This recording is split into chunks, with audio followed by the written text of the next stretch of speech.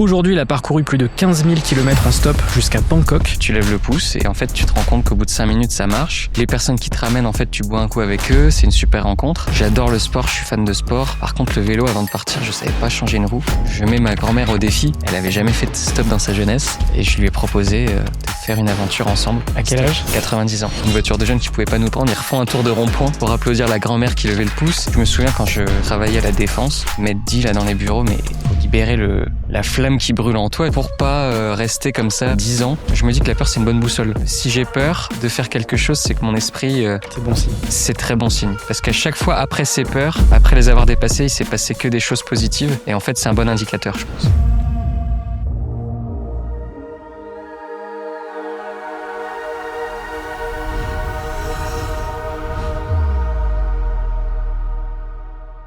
Quand je me suis lancé dans l'entrepreneuriat, j'ai vite compris que ce qui faisait la différence sur le long terme, ce n'était pas l'intuition, c'était le suivi et les bons outils. Et récemment, en m'intéressant à l'investissement, j'ai appliqué exactement la même logique. Sur IG, ce que j'aime, c'est que tout est au même endroit. Tu peux investir en actions et en ETF, et surtout comprendre ce que tu fais. Tu peux accéder à des outils d'analyse pensés niveau pro, mais utilisables par tout le monde. Sentiment de marché, comparaison, rapport. C'est clair, c'est lisible, pas besoin d'être un expert, ça t'aide juste à prendre des décisions plus posées. Tu peux commencer petit, avec des achats fractionnés dès 10 €, et accéder à des millions d'actions et d'ETF. Et si tu es débutant comme moi, tu as aussi de la pédagogie avec l'IG Academy et des ressources intégrées. Merci à IG pour cette collaboration commerciale.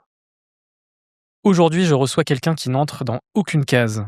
Pas entrepreneur au sens classique, pas sportif de haut niveau, pas aventurier Instagram, et pourtant 3500 km à vélo, une traversée à l'Atlantique en bateau-stop, un volcan à plus de 6000 mètres. Mais le plus intéressant, c'est pas ça. Le plus intéressant, c'est comment tout a commencé, juste en levant le pouce, pour rentrer chez lui, et à partir de là, tout s'est ouvert. Des routes, des rencontres, des histoires. Aujourd'hui, il a parcouru plus de 15 000 km en stop jusqu'à Bangkok, et il en a fait un documentaire, pas sur la performance ni sur l'exploit, mais sur les gens et sur les rencontres. Bienvenue sur Serial, Jules. Salut François, merci pour l'invitation. Je suis trop content de te recevoir sur le podcast. Pour poser un peu le contexte, on s'est rencontrés à la Maison des Créateurs en septembre dernier, lors du Festival des Créateurs. C'est ça. Salut Kylian et Laetitia, qui ont été les créateurs de cette rencontre. Exactement. Et donc évidemment, moi j'ai suivi aussi ce que tu as réalisé ces derniers mois. Et ça m'intéressait d'en savoir plus sur mon podcast. La première question, c'est à quoi ressemblait ton quotidien enfant ? Mon quotidien, c'est un mec lambda qui vient d'une ville de province, de Metz.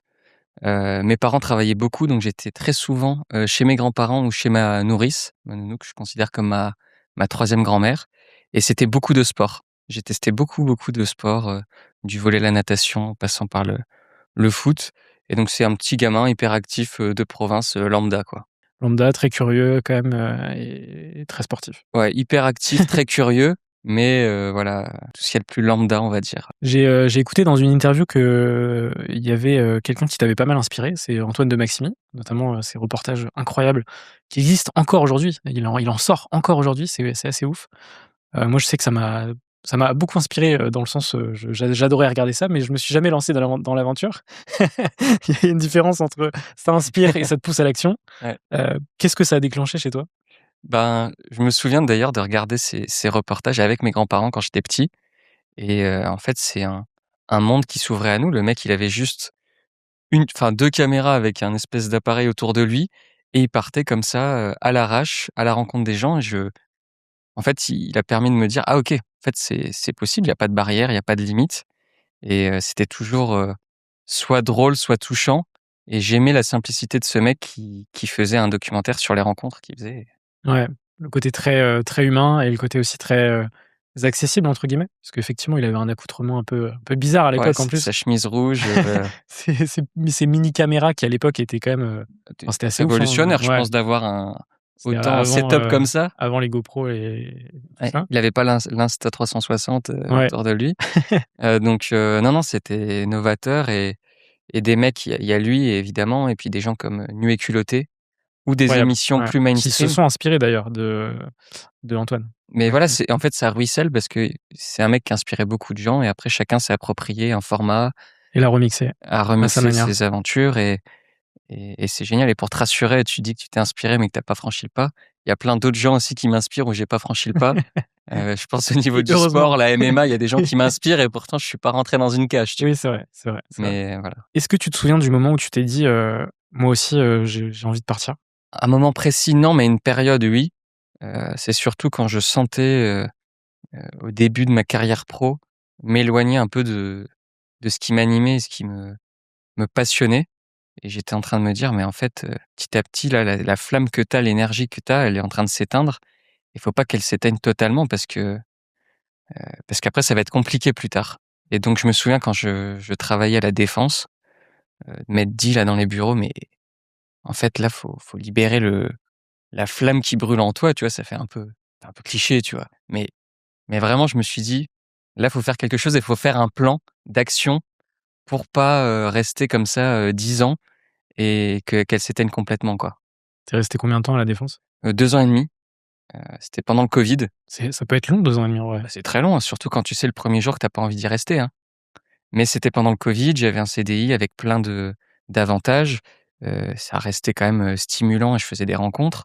C'était pas que du négatif, attention, mais je sentais que je m'éloignais des choses qui m'animaient totalement et c'était un mélange de ça et je faisais aussi l'autruche, par rapport à ça donc Oui, puis le côté autruche aussi forcément, côté sécurité potentiellement. oui, autruche, c'est pas péjoratif, c'est que tu as un salaire, tu as une stabilité, heu, il y a un statut aussi et tout ça, c'est dur de s'en plus on avance, plus c'est dur de s'en «débarrasser» entre guillemets.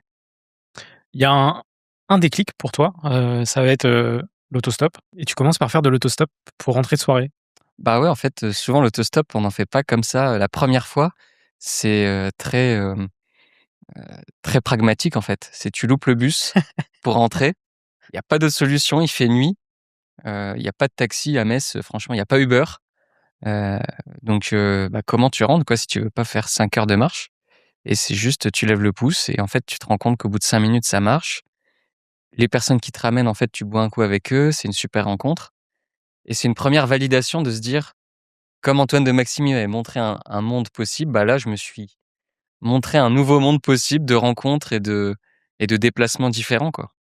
Alors ce qui va être intéressant, c'est de comprendre, comment est-ce qu'on passe de faire de l'autostop pour rentrer de soirée à faire 15 000 kilomètres de Metz à Bangkok en autostop. Ça, je trouve ça vraiment ouf, tu vois? Et je pense même pas que tu le conscientises, mais d'un point de vue extérieur, c'est quand même, enfin, c'est un mix what the fuck et incroyable. Qu'est-ce que tu ressens la première fois que tu montes dans la voiture d'un inconnu? Ça, c'est une question hors contexte et très Mmh. bizarre. Ouais, j'avoue, non, mais la première fois, je n'ai pas eu de je me souviens de la première fois, je n'ai pas eu de crainte parce que tout s'est enchaîné très vite et c'était très, chercher une solution pour rentrer et en fait, c'est un couple de personnes, de retraités qui se sont arrêtés. Je me suis tout de suite senti bien. Par contre, c'est vrai que si avant on m'avait dit: «Ben, tu vas faire un trajet ou plusieurs trajets en stop», j'aurais eu peut-être des a priori, des craintes et au final, comme la première situation s'est bien Bien passé. passée, il y a eu une sorte d'effet boule de neige et envie de recommencer qui, à chaque fois, s'est confirmé en positif et qui amène, c'est un cheminement de Étape par étape. plusieurs, mois ou années qui amène de passer à tu rentres de soirée en stop à tu vas jusqu'à Bangkok en stop quand même, hein. C'est pas du jour au lendemain, je me suis dit: «Ah bah, c'est cool, j'aime bien ça et j'y vais, quoi». Bien sûr, on va retracer, tout ça. Il y a un premier projet que tu vas faire en 2023, un tour du monde de sport, 3 500 kilomètres à vélo de Metz à Gibraltar, transatlantique en bateau stop et accessoirement l'ascension d'un volcan à plus de 6 000 mètres. Qu'est-ce qui t'a motivé à te lancer dans cette aventure, dans cette première aventure en 2023? Bah, je dirais que ce projet-là, c'est un peu la bascule de tout ce qui était en train de qui était au fond de moi pendant toutes ces années là, les 3-4 premières années où j'étais en CDI, où j'ai changé de travail aussi, pour partir de Paris pour aller au Luxembourg et j'ai fait de l'introspection. Je me suis dit: «Bah, voilà, qu'est-ce qui m'anime vraiment?» pour essayer de tendre vers quelque chose où j'étais plus aligné, où j'avais plus de sens et en fait, sans faire, énormément de travail sur soi, de spiritualité, 3 choses qui ressortent, ces 3 piliers. Moi, ce qui m'anime, c'est les rencontres, le sport et l'aventure. Donc j'ai fait un mix des 3 et je suis parti faire un tour du monde des sports de façon hybride. Donc tu le disais, une partie à vélo, une partie en bateau stop et une autre à pied et tout au long, l'objectif, c'était de tester des sports, différents tout au long de mon trajet, donc une trentaine de sports à travers 15 pays. Waouh, c'est ouf. C'était quoi un peu les grandes étapes de Bah, je me suis arrêté, tu vois, à vélo à Fontainebleau pour tester le jeu de paume, l'ancêtre du tennis. Après en Espagne, pour tester, tout ce qui est Chistera, pelote basque à Bilbao. Je me suis même arrêté à Gibraltar, j'ai joué avec l'équipe nationale de foot de Gibraltar, Incroyable. à l'entraînement et après, tu vois, il y a des sports un peu plus cocasses, j'ai fait du hockey subaquatique en Colombie, j'ai pu jouer avec le numéro 15 mondial de squash à Bogota aussi, heu, au Pérou, de la pétanque explosive, le tero. Enfin, tu vois, j'ai testé un peu plein de sports différents comme ça, puis je documentais ça, sur toute l'aventure. Tu documentais ça où? Sur tes réseaux? Surtout sur mes réseaux sur Insta, mais de façon très amateur, tu vois, en story, j'avais Avec ton smartphone, un smartphone, j'ai aucune connaissance en montage. C'était très, très, très amateur, mais moi, je m'étais dit un peu naïvement que c'était pas juste une bascule de faire ça, dans un but, récréatif. C'était un projet aussi un peu sportif, en me disant que ça serait une passerelle pour après aller retravailler dans le monde du sport qui m'attire. Tu vois, aller travailler chez un Decathlon mmh. ou une grande marque, et allier ce côté commercial que j'avais avant avec, ma passion.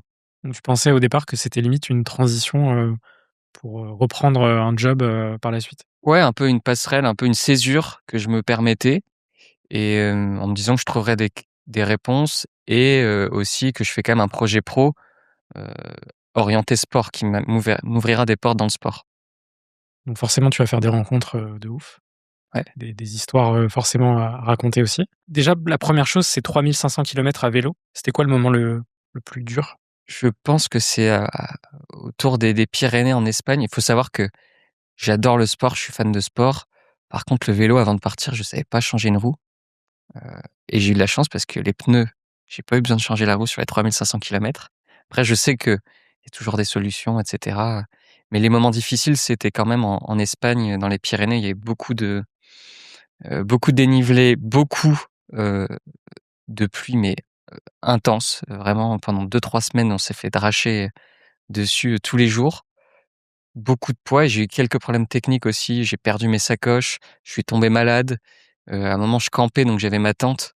J'ai eu la bonne idée de camper, sur une plage, sauf que pendant la nuit, en fait, la mer est montée et je me suis fait engloutir, sous l'eau. Donc dans la précipitation, j'ai perdu des trucs, Waouh! tout était trempé, ma tente s'est trouée. Donc et c'est tout est arrivé, en fait, dans les 2 semaines-là, donc j'étais vraiment en mode, pas du tout survie, mais vraiment en mode galère de chez galère, et tout s'est fini en arrivant, à Compostelle parce que c'était, la partie, Espagne du Nord et arrivé à Compostelle, je suis pas croyant, mais je me suis reposé, j'ai pris du temps pour moi et je suis reparti de plus belle. Incroyable. Et à l'inverse, c'était quoi le moment le plus beau? Le plus beau et ce que je retiens, c'est vraiment, la transatlantique avec des inconnus. Tout était un peu hors du temps, tu es déconnecté, tu as le bleu à l'horizon, presque qui fait peur, tu vois? Parce que c'est enivrant de se dire que tout autour de toi, à des milliers de kilomètres, tu as juste l'océan, quoi. Et en plus avec des inconnus avec qui, ben, j'avais sympathisé et le mélange de ces rencontres improbables et de cette immensité, était assez mémorable et ça te met dans un mood, particulier, que ça soit de jour comme de nuit quand tu fais l'écart avec, les étoiles, les planctons, les dauphins, enfin, c'est un mood assez particulier que je retiens, quoi. La transatlantique, tu l'as fait en bateau stop. Ouais. Comment ça se passe un bateau stop? Même si effectivement on a pu le voir, sur des nuits éculottées aussi, c'est tu vas dans des ports, tu trouves quelqu'un qui veut bien te prendre et c'est parti? C'est ça, tu vas avec ton baluchon, là, c'est pas des voitures, mais du coup, c'est pas sur l'eau, hein, parce qu'il y en a qui m'ont demandé: «Mais comment tu fais sur l'eau?» Non, non, c'est sur un port, tu vas voir les capitaines, les équipages. J'ai appris à mes dépens qu'en fait, il y a beaucoup de ports qui sont bloqués, tu ne peux pas aller voir les bateaux directement.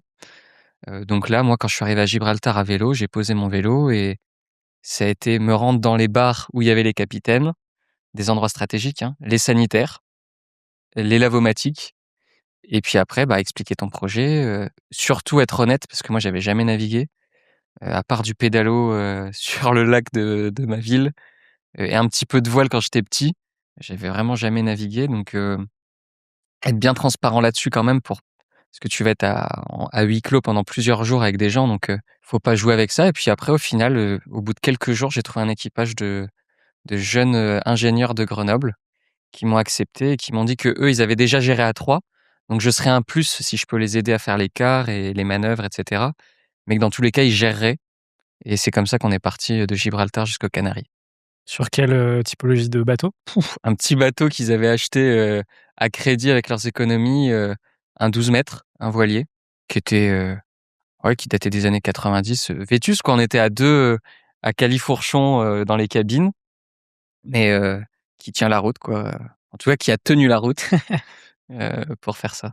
Et ça va durer combien de temps? Avec eux 15 jours, 15 jours de navigation complète, avec une escale, aux Canaries. On a dû faire 7 jours plus 8 jours après pour aller au Cap-Vert et de là, je m'arrête avec eux, parce ils attendaient un ami et moi je retrouve un autre bateau. Là, je suis monté en gamme. J'ai pris un bateau, j'ai mis aussi beaucoup plus de temps à trouver un bateau. Ça a duré 2-3 semaines parce qu'il y avait étonnamment beaucoup de bateaux stoppeurs, heu, sur le port et peu d'offres, on va dire, de bateaux qui repartaient et là, j'ai trouvé un catamaran, un belge un bateau qui avait fait la route du Rhum.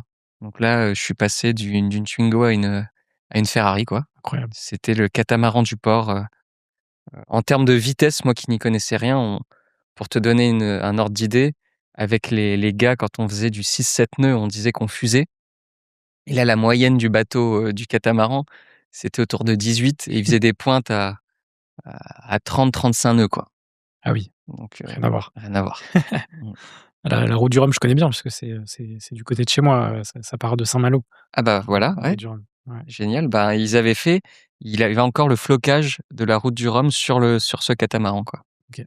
qu'il avait fait 2 ans avant. Dans cette aventure, tu vas aussi, gravir un volcan. Est-ce que tu peux me raconter cette Ah ouais. ascension? Ouais, alors c'est un de mes amis, Mathieu, qui m'a rejoint sur beaucoup d'aventures, avec qui j'ai fait notamment sur ce projet une partie à vélo au Portugal avec lui et là, il m'a rejoint au Pérou. Avec ce pote-là, en fait, je sais que c'est un yes man. Tout ce qu'on propose, tout ce qu'on fait, dormir chez l'habitant, me suivre à vélo, peu importe, on se regarde et c'est un oui direct. Et c'est un peu ce qui s'est passé. On s'entraîne, hein, on se tire vers le haut ou vers le bas, je sais pas dans quel sens, mais à chaque fois avec lui, il y a des galères et des histoires et du coup, ben, tout bêtement, on est arrivé à Arequipa, au Pérou et en fait, on comprend qu'on est entouré de volcans. On avait un autre programme, mais on se dit, «C'est quand même bête, d'être dans ce lieu-là, heu, dans les Andes et de ne pas, essayer d'aller faire un peu de trek, alors qu'on adore ça». Et en fait, ça s'est passé du jour au lendemain. On allait voir, des mecs qui faisaient ce genre d'ascension. Ils nous ont dit: «On a une place demain matin, si vous êtes chaud». Et on est parti sans trop vraiment savoir, peut-être un peu inconsciemment quand même, hein, parce qu'il faut une acclimatation et cetera. Et on est parti comme ça, faire l'ascension du mont Tchatchani, du volcan Tchatchani. Comment ça s'est passé? Au début, très bien, donc il faut savoir que les plateaux sont déjà hauts. Donc on arrive à autour déjà de 3-4 000 mètres de base. On part de 3-4 000 mètres et très vite, en fait, on se comprend que le plus dur, c'est pas forcément, la technicité parce que c'est un 6 000 mètres qui est dans les plus faciles de cette hauteur. C'est Mais l'oxygène? bah, oui, c'est forcément l'oxygène, au niveau de la respiration, au niveau du froid, des éléments aussi. Surtout que c'était la première fois que vous faisiez ça? Ah oui, moi avant, bah, voilà, à part, aller dans les Alpes l'été, j'avais jamais fait au-dessus de 4 000. Mathieu, que j'adore, qui est un petit peu le Gaston Lagaffe, lui, il continue à faire sa cigarette électronique encore à 4 000 et il comprend très vite qu'il va pas pouvoir faire plus parce qu'à 5 000, bah, en fait, tu as tout de suite, les effets, surtout qu'on est monté très vite. L'ascension, bah, se fait de nuit après, ça a été sur 2 jours et il y en a un ou 2 qui ont dû redescendre à cause du mal des montagnes. Heureusement que ils nous ont donné, en fait, de la feuille de coca, à mâcher. Donc, autant te dire, j'avais les joues remplies, de ça et avec tout ça plus le guide et Mathieu, on est arrivé au petit matin au sommet et ouais, ça procure des émotions, et c'était dur physiquement et mentalement, surtout à cause de l'oxygène. Ça procure des émotions et de vivre ça avec un ami, de le partager, Ouais, c'était encore plus fort. ouais, j'imagine. Hem, à la fin de cette aventure, à quel moment tu te dis: «OK, ma vie, elle sera plus jamais comme avant»? Déjà, est-ce que tu te le dis? Je pense oui, je me le dis au quotidien parce qu'au quotidien de cette aventure, je me pince en me disant: «C'est incroyable ce que je vis».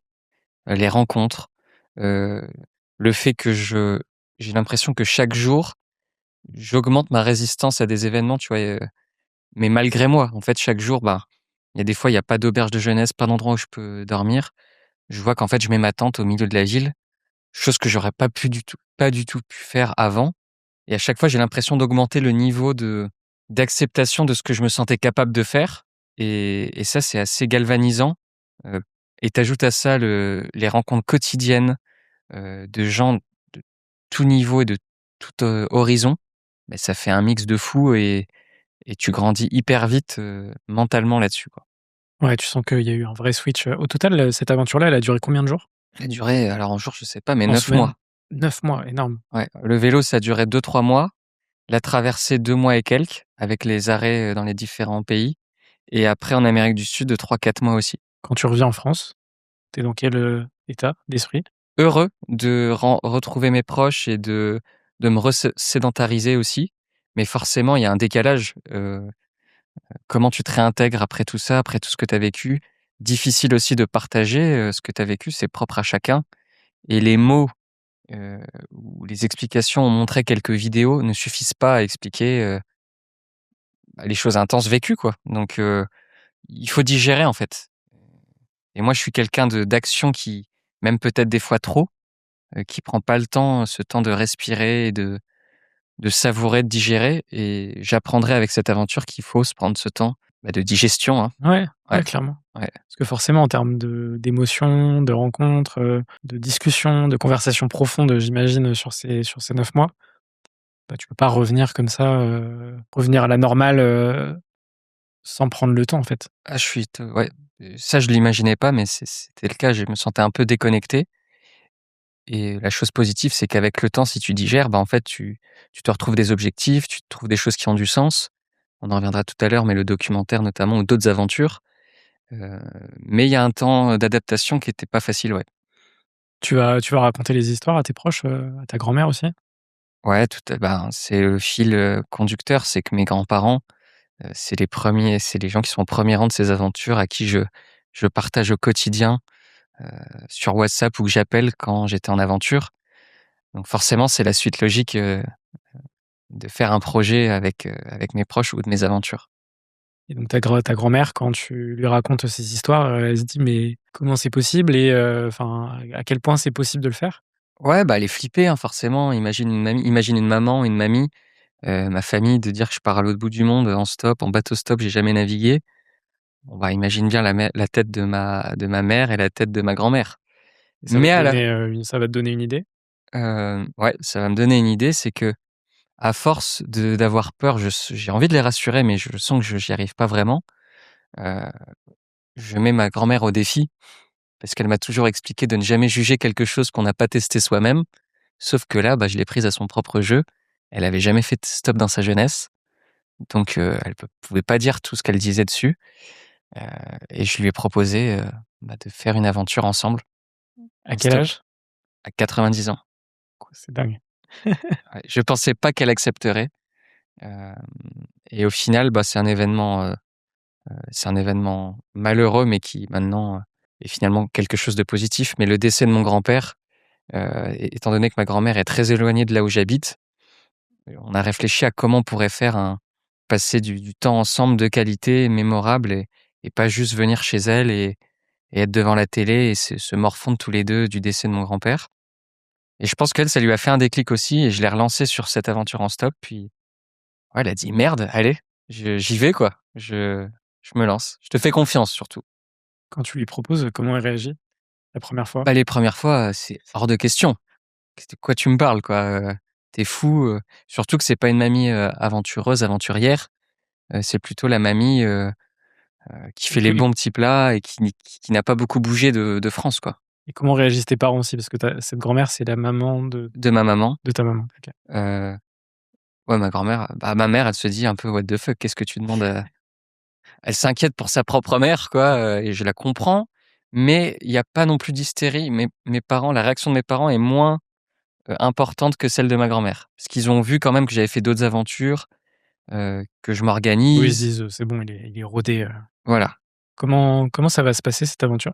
Alors là, c'est du sur mesure, cousu main pour ma grand-mère. On part de chez elle, du coup de Loire-Atlantique. Elle choisit la destination parce que j'ai envie de lui faire plaisir Et elle a envie de me faire plaisir, donc on va à Concarneau, un endroit en Bretagne, peut-être que tu connais, c'est dans ta Sûr, région, sûr. que je ne connaissais pas, qu'elle connaissait, mais c'était des bons, elle avait passé des moments là-bas. Et donc on se bloque un week-end et on part direction Concarneau pour aller visiter le port, se manger des galettes et voilà, on part de chez elle, quoi. De quelle ville? De Saint-Brévin-les-Pins, donc pas très loin de Nantes. Donc on commence pas petit, hein, on parlait des petits pas, je l'amène pas dans un voyage de 1 500 kilomètres. On fait une boucle de 500 kilomètres sur un week-end et ça se Comment les gens, réagissent, quand ils voient une, grand-mère de 90 ans avec, son petit-fils? forcément les mecs, les gens ils sont choqués, ils se disent: «Mais c'est quoi ces 2 huluberlus là, sur le bord de la route?» Mais franchement, c'est un vrai code d'Autriche, hein.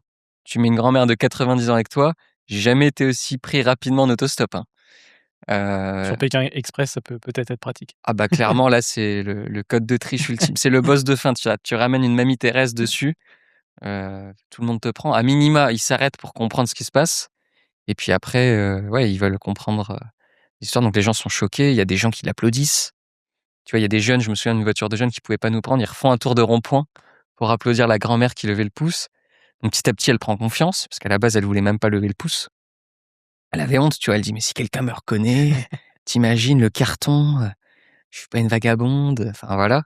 Et au final, elle est hyper à l'aise, on il y a des voitures qui nous prennent très rapidement et elle est en autopilote, elle parle plus que moi et c'est elle qui drive presque ce voyage jusqu'à Concarneau, quoi.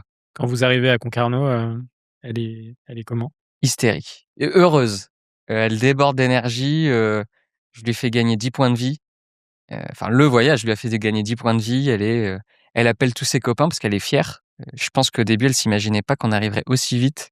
Parce qu'en fait, c'est allé très vite. À 10 heures, on était à Saint-Brévin et on était, pour boire l'apéro à 17 heures à Concarneau. Donc 250 kilomètres qui se sont très bien passés et voilà, elle a appelé ses je me souviens qu'elle appelle en fait, sa fa la famille, les oncles pour expliquer où elle est et je vois une âme d'enfant en elle, où elle rigole alors c'était déjà quelqu'un de jovial, hein, mais là je vois encore une autre facette de ma grand-mère, quoi. Et toi, j'imagine que tu sors de cette aventure encore plus heureux, quoi? Bah, moi, j'ai juste énormément de gratitude. J'ai conscience que ce qui s'est passé, enfin, je le banalise pas. Autant des fois, pour moi, faire de l'autostop, c'est entre guillemets «normal» ou mais là, je me dis de faire ça avec ma grand-mère et de partager ça, c'est précieux et c'est fantastique ce qu'on vit et donc je savoure juste. Là, je me dis juste: «Profite», tu vois? Ouais, en vrai, c'est hors norme. Ah ouais, ouais, tu tu Le tu tu te combo pinces. autostop, le faire avec sa grand-mère de 90 ans, c'est unique. C'est fou et en plus, quand on arrive à Concarneau, je rappelle quand même que c'était pour passer du temps après le décès de mon grand-père et un peu comme un signe, alors que je suis pas du tout, superstitieux ou je vois pas des signes partout. Mais mon grand-père, une des grandes choses qu'on avait fait plusieurs fois quand j'étais petit, c'était visiter le Belém, un grand bateau, français. Il m'avait acheté même une petite maquette, un t-shirt et cetera et ce bateau, en fait, il navigue partout en France et dans le monde et quand on arrive à Concarneau, notre dernière voiture nous dépose. Dans le port, je commence à bugger et je me dis: «Non, c'est pas possible». Enfin, je vois les silhouettes, je demande à mon conducteur qui était originaire de là-bas, je lui demande: «Mais c'est quoi le bateau là-bas?» Il fait: «Ah bah, c'est le Belém qui est là pour 5 jours» et là, on se regarde avec ma grand-mère, on se dit: «Ah ouais, je pense que mon grand-père, il nous a accompagnés dans cette aventure» et ouais, on était touchés, quoi. Ça bouclait, parfaitement, L la boucle était cette bouclée époque. en arrivant, là-bas. On va parler, maintenant de ton dernier projet. En 2025, tu décides de, faire, Metz-Bangkok, en stop, donc 15 000 kilomètres. À quel moment est-ce que ça naît, cette idée de repartir en aventure? Alors c'est un mélange de beaucoup de choses. Sur la première aventure, on en a parlé, ça a été l'Europe à vélo, la traversée de l'Atlantique en bateau, puis après l'Amérique du Sud. J'avais cette envie d'aller explorer, tous les pays d'Asie centrale dans lesquels je n'étais jamais allé et que je n'avais jamais rencontré, les locaux. Donc vraiment cette envie d'aller vers l'Est, on va dire. Hem, il y avait aussi ma copine qui était en Asie, c'était un moyen de la rejoindre et en plus de ça, pourquoi Metz-Bangkok et pas France-Thaïlande? Juste parce que je suis un énorme chauvin. Et j'avais envie de mettre aussi ma ville en avant, mon territoire, la Moselle. Donc c'est un mix de tout ça et avec l'expérience et ce que j'avais documenté, sur ma première aventure, j'avais été un peu frustré de ne pas pouvoir retranscrire les rencontres, les choses qui m'avaient marqué. Donc là, je suis parti dans un esprit vraiment de professionnaliser cette aventure et de tourner un documentaire à proprement parler, avec les moyens du bord, hein, étant donné que j'avais qu'une caméra, GoPro pour me filmer, mais j'avais l'idée quand même de faire un documentaire d'1 heure, par la suite que je voudrais projeter. Ouais, donc cette volonté de tout documenter Ouais. et d'en faire un film. Comment est-ce que ça va se passer, le départ? Alors je suis parti le 1er mars 2025, de la cathédrale de Metz et bah, moi souvent le plan c'est qu'il y a pas trop de plans. J'avais un cap, donc j'ai accepté les premières voitures. Le cap c'était vers l'est, hein, vers Bangkok. Tu te disais que tu allais le faire en combien de temps? Oui, j'avais un temps quand même imparti. Que J'avais ta un copine elle va pas t'attendre, bah, éternellement et elle, elle rentrait aussi. Oui. Donc j'avais, moins de 3 mois OK. pour la rejoindre. Donc c'est quand même c'était challengeant parce qu'il y a des fois où peut-être si j'avais plus de temps, bah, je serais resté, profiter, de découvrir, d'autres choses, d'autres personnes. Mais là, c'était vraiment assez, ouais, assez intense. Enfin je dis assez, c'est un euphémisme. C'était très, très intense parce que, j'ai enchaîné du stop presque tous les jours. Il y a eu quelques pauses dans des villes, dans des endroits, mais beaucoup de rencontres, beaucoup de stops, beaucoup de routes et finalement, c'est 16 pays et 66 jours, plus tard que je suis arrivé à Bangkok. Dans tes aventures, tu parles, évidemment beaucoup du côté rencontre. Ça, j'imagine que ça a été aussi le fil rouge de cette, 2 enfin 3e aventure pour le coup. Pourquoi est-ce que c'est central dans Bah, parce que pour moi, c'est ce qui m'anime le plus, dans toutes mes aventures, c'est l'humain. Heu, En fait, pourquoi faire de l'autostop? C'est vachement plus rapide de prendre l'avion à Paris-Bangkok pour aller à Bangkok. Mais je fais tout ça parce que je sais que je vais rencontrer, je vais être surpris, je vais être étonné, je vais être confronté à des gens qui n'ont pas le même avis que moi, des gens qui pensent complètement différemment, enfin, il y a un panel de personnes qu'on rencontre en autostop. C'est un peu comme si tu tirais une roulette et à chaque fois, tu es surpris, tu apprends des choses ou pas et il y a ce côté aussi dans ce mode de locomotion, le fait que ça soit éphémère, hein, c'est souvent pour un trajet de 10 minutes à plusieurs heures, bah, les gens se livrent beaucoup plus aussi et donc tu es à même à avoir des discussions bien plus profondes avec des inconnus que des fois avec tes amis de longue date et ça, je suis hyper reconnaissant de toutes les discussions et les rencontres que j'ai pu faire, qui étaient on ne peut plus éclectiques, d'un prêtre, à un imam en passant par un CEO, en Chine. Enfin, il y a que là-dedans que tu peux faire des rencontres comme ça. est-ce que tu peux me parler je sais qu'il y en a potentiellement plein, mais d'une rencontre qui t'a marqué la vie? Ouais, j'ai cette rencontre, avec cette famille ouïghour, en Chine. Donc on arrive dans une, région hyper surveillée. Au début, je pensais que les voitures se faisaient flasher, toutes les 10-15 minutes à cause de la vitesse, mais vu que j'étais dans un camion qui roulait pas rapidement, en fait, je comprends que c'est juste la surveillance. Mmh. Toutes les 10-15 minutes, pour tracer, en fait, tout ton trajet et dans cet endroit-là, le Xinjiang, dans cette région ouïghour, c'est totalement interdit d'accueillir des étrangers, même, des ressortissants chinois, quoi.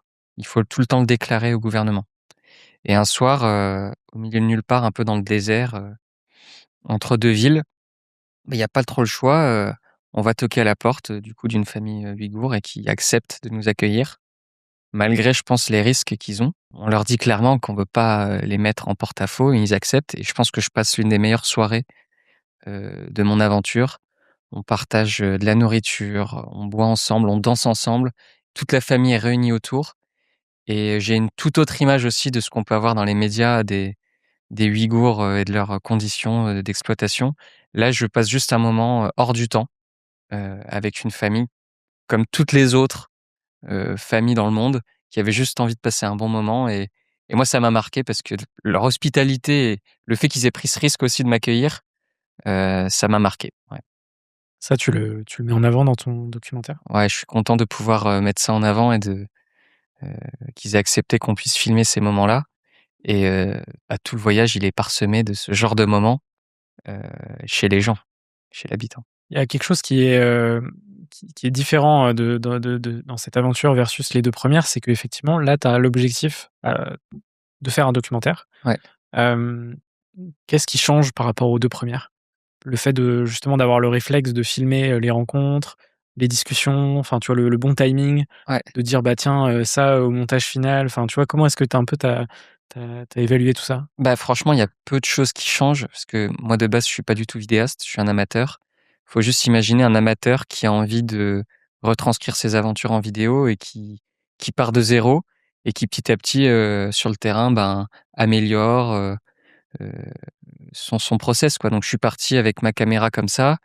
Petit à petit, j'avais un monteur, Steven, qui est au top, qui m'a fait ses retours et petit à petit, c'est devenu de plus en plus naturel, à tel point qu'au bout d'un moment, j'ai oublié que je me filmais et ma caméra, c'était un peu mon Une carnet d extension. ouais, c'était une extension, c'était un peu mon carnet de bord. Je parlais à la caméra comme si je parlais à un carnet où j'expliquais, bah, toutes mes galères, tous mes ressentis et je pense que même, dans le docu, ça se ressent, j'ai eu quelques retours et je suis heureux, c'était ma crainte, mais je pense que les gens que je rencontre oublient très vite qu'il y a une caméra parce que très souvent, j'essaye de m'en défaire de la main, de la poser, de la mettre dans un coin et en fait, ça ne change rien à l'aventure et c'est ce que j'avais peur et c'est en fait, ça n'a rien changé à mon aventure.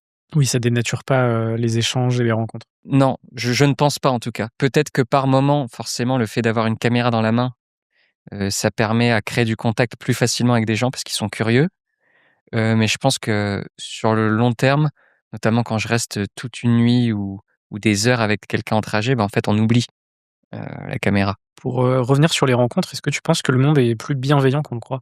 Évidemment, c'est un peu le message que je veux faire passer, sans être Miss France, mais non, mais clairement, en fait, on est dans un climat anxiogène. Si tu allumes la télé, ben, qu'il ne faut pas enfin, qu'il faut pas faire preuve de naïveté, hein. Il y a des guerres, il y a des choses qui se passent qui sont cruciales et importantes. Mais moi, j'aimerais juste qu'on apporte un autre regard sur les gens, sur les pays étrangers, sur les autres religions, où je pense qu'on est très fermé à l'heure actuelle, qu'en fait, bah, on est tous humains, on a tous envie de s'entraider et il y a plein de liens et de connexions à faire entre nous et ce voyage, c'est la preuve vivante que tu sois musulman, chrétien, chinois, turc, ouzbek, bah, en fait, il y a quand même des choses qui nous relient, qui nous connectent, qui sont bien plus grandes que ça et que les conflits ou que Sans parler la langue, sans avoir, voilà, sans parler la langue. J'ai passé des nuits en Chine sans parler un mot de chinois et lui un mot d'anglais ou de français, qui étaient beaucoup plus intenses que, des discussions que j'ai pu avoir, ici en France et ça s'explique par le fait que, on crée du lien et que c'est universel. ça va être quoi le parcours, de Metz à Bangkok? Enfin, tu es passé par où, jusqu'à Bangkok? Alors, c'était vraiment aléatoire, hein. J'ai Mmh. suivi, les voitures. Je suis passé par l'Autriche. Très rapidement, je suis passé l'Allemagne, l'Autriche, chez qui, j'ai dormi chez un prêtre, avec qui j'ai fait du ski, heu, Incroyable. dès le deuxième jour. Donc tu vois, dès le deuxième jour, tu es en what the fuck, à faire du ski avec un prêtre, quoi. Après, passer par la Serbie. Alors je spoil pas toute l'aventure, mais, pareil, un gros passage frontière entre la Croatie et la Serbie avec une voiture, plus ou moins volée, on va dire ça comme ça. Plus ou moins. Heu, donc, Bulgarie, arrivé en Turquie, une grande traversée par les côtes, arrivé en Géorgie et là, il y avait un gros dilemme, sur la suite de la route, parce que, bah, Russie en guerre, Iran, grosse instabilité, Azerbaïdjan, impossible d'y passer par voie terrestre pour les ressortissants français. Donc la solution la plus simple que j'ai trouvée, c'est de prendre un avion de Tbilissi à Aktao qui nous faisait en fait passer, qui me faisait passer la mer Caspienne. Ouais. Et donc je suis reparti du Kazakhstan et là toute l'Asie centrale, Kazakhstan, Ouzbékistan, Chine, Laos et Thaïlande. Ça effectivement, de toute façon, pour en savoir plus, bah, il faudra voir, ton documentaire. Exactement. Tu as fait une première projection à Metz, évidemment, la semaine dernière. Malheureusement, je n'étais pas présent. Comment ça s'est passé? Bah, c'était une sorte d'accouchement, hein. C'est un an de travail, d'aventure, de doutes, de galères. D'autant plus que c'est un premier projet pour moi, de créer ça, c'est tout nouveau. Le fait d'avoir trouvé des partenaires qui m'ont accompagné, qui ont permis ça possible, d'avoir une équipe avec un monteur, heu, génial qui s'appelle Azedine et un réalisateur, Arnaud, que je salue. Hem et voilà, tous ces moments-là, c'était un peu l'aboutissement et j'ai pas peur de le dire, un accouchement aussi. Le faire dans ma ville, c'était évident, c'était le point de départ et donc très heureux d'avoir, rempli cette, salle de 300 personnes avec les gens qui comptaient pour moi, à savoir mes grands-parents, ma famille, ma chérie et tous les gens qui ont suivi l'aventure donc j'ai hâte de pouvoir le projeter, pas qu'à Metz et peut-être venir, ben, faire chez toi à Rennes, J'espère, j'espère. à C'est Paris. pas j'espère, c'est ça va se passer. Ça va se passer, et le film va déjà être aussi dans des festivals. Un festival nous a fait confiance sans même le visionner. Ils avaient suivi l'aventure, donc il va être le 28 mars, au festival Envie d'ailleurs, Mmh. Où hein, ça? sur la Côte d'Azur. C'est presque le festival de Cannes, mais c'est à 10 kilomètres de Cannes. Donc je remercie Christine aussi, tu vois, des organisateurs de festivals qui font confiance, C'est avant même d'avoir important, vu le film. Bah oui, pour faire, très important. rayonner, transmettre le message, les festivals, c'est le meilleur endroit pour trouver la caisse de résonance. Donc les objectifs là, c'est effectivement de le projeter, dans un maximum de villes, possible, Ouais, de porter aussi ce message, parce que derrière ce documentaire, il y a un vrai message ouais. et potentiellement de le proposer aussi à des plateformes, pourquoi pas? Des plateformes, des diffuseurs. Là, j'ai un partenaire, local, la Moselle TV, qui va déjà le diffuser, certainement en 2027. Mais voilà, chercher des diffuseurs, plateformes ou autres, on reste ouvert, quoi. Ouais, OK, trop cool. Mmh, Trop hâte de le voir, hein. mmh. Ouais, non, ça va être génial. C'est clair.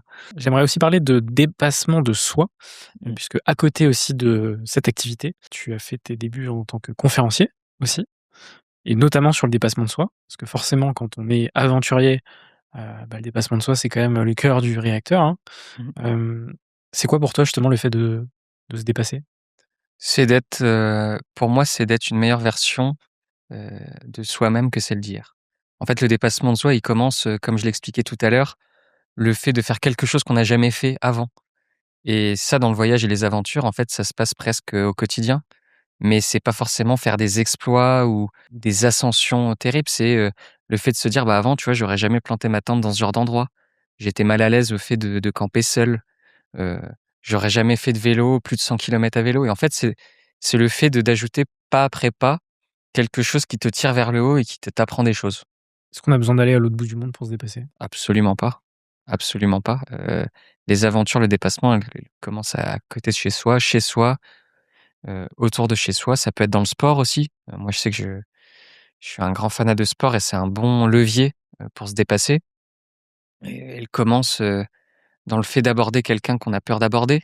Heu, En fait, elle commence au quotidien, il est au quotidien et c'est pour ça que je veux pas, C'est beaucoup de barrières mentales. voilà, je veux pas que ça C'est soit quelque chose d'héroïque. Très souvent, on dit dépassement de soi, on pense à Mike Horn ou David Goggins.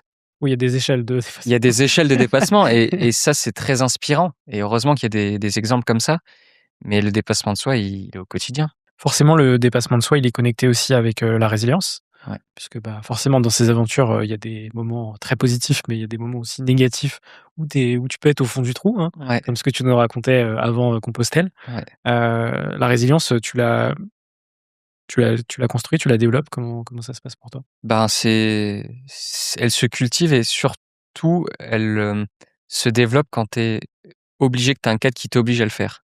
Je donne un exemple, la transatlantique, ben, j'étais à huis clos, je pouvais pas sauter du bateau, donc j'étais forcément obligé, ben, de gérer le stress, j'avais le mal de mer, il y a eu des moments compliqués au niveau heu, du temps avec les tempêtes, avec l'électricité qui manquait dans le bateau, mais en fait, tu es obligé et ta jauge de résilience, elle augmente par obligation, mais en tout cas, dans ces aventures, je cherchais à me mettre dans ces environnements qui, je sais, je pourrais pas reculer, en fait. Parce que sinon, bah, en fait, tu t'échappes, quoi et le fait de le faire à vélo, le fait de faire ça en bateau stop alors que je connaissais pas, c'est des environnements qui te font développer ta résilience et tu es obligé, tu peux pas sortir, quoi. Vu que tu es totalement hors de ta zone de confort, tu t'adaptes. Bah, tu es obligé. Tu as pas le choix. Bah, oui, hein, sinon tu ouais, tu es obligé. Mmh. Donc j'essaye de me mettre dans ces cadres-là, dans ces environnements-là pour, la cultiver, quoi. Au cœur de ces projets, je trouve qu'il y a aussi autre chose. Enfin, il y a le dépassement de soi, il y a la résilience, mais il y a aussi l'audace. Moi, je trouve que l'audace, c'est, peut-être un des trucs les plus beaux, tu vois, qu'on peut voir, que ce soit dans l'entrepreneuriat ou même dans la vie de tous les jours. Pour toi, c'est un muscle ou une décision? Ah, je pense que c'est un muscle. Moi, j'ai eu la chance que mon grand-père, qui est une grande inspiration, que ça soit pour les valeurs qu'il m'a transmises ou, ses aventures, moi, j'ai été confronté au quotidien à mon grand-père en fait, il allait parler à tout le monde et c'était quelqu'un de très audacieux ou culotté, ça dépend dans quel sens on le voit. Mais, en fait, aucune barrière pour, parler avec des gens, demander quelque chose et moi, un truc que je retiens, c'est que le pire qui puisse arriver, c'est de se prendre un non. On demande et la personne nous dit non. Bah, la vie OK. continue, On passe à autre chose. on passe à autre chose et au mieux, tu crées une amitié, tu crées du lien ou et il se crée quelque chose donc c'est un peu un mantra de se dire, «J'ai rien à perdre, hein, je demande et puis tant que c'est fait dans le respect, heu, on pourra jamais me reprocher quoi que ce soit et au pire, c'est un non. Avant de passer à la partie finale, du podcast, j'ai quelques petites questions sur le fait d'entreprendre sa vie, qui est un des angles du podcast. Est-ce que tu te considères comme un entrepreneur? Très longtemps, non, je me suis jamais considéré comme ça, et avec du recul et tout ce qui se passe depuis le documentaire, le fait que j'ai monté ma boîte de production, que je fais des conférences, dans les entreprises, force est de constater que, oui, on peut mettre l'étiquette d'entrepreneur, mais je pense que c'est plus un état d'esprit qu'une étiquette qu'on se met, quoi. Pour moi, tu as été entrepreneur dès 2023. Dès le moment où tu as pris la décision de partir et te dire: «OK, j'ai envie de partir sur cette première aventure», tu as été entrepreneur dès le départ, tu vois? Bah, moi, je l'ai pas vu comme ça, parce que pour moi, entrepreneur, c'est, un mot qui est très tourné sur le business, les startups. Mais qui a pris très cher ces dernières années, qui a pris très cher parce que, les vendeurs de rêves, les coachs de coach, enfin, tu vois, le côté très business alors que l'entrepreneuriat, c'est très large. Mmh. C'est juste pour moi, c'est juste le fait de créer, c'est le fait de faire et la définition même de entreprendre, c'est ça, c'est le fait C'est de de la faire, création et de c'est la faire. création donc je pense qu'il va falloir qu'on déconnecte de tous ces Je suis vendeurs de d'accord avec rêves. toi et même moi, tu vois, j'ai ces stéréotypes-là de dire Ouais, l'entrepreneur, c'est, presque startup nation, en contraste avec l'artiste et le créateur. Et moi, je me considère, un mélange d'un peu tout ça, mmh. d'entrepreneuriat, de création.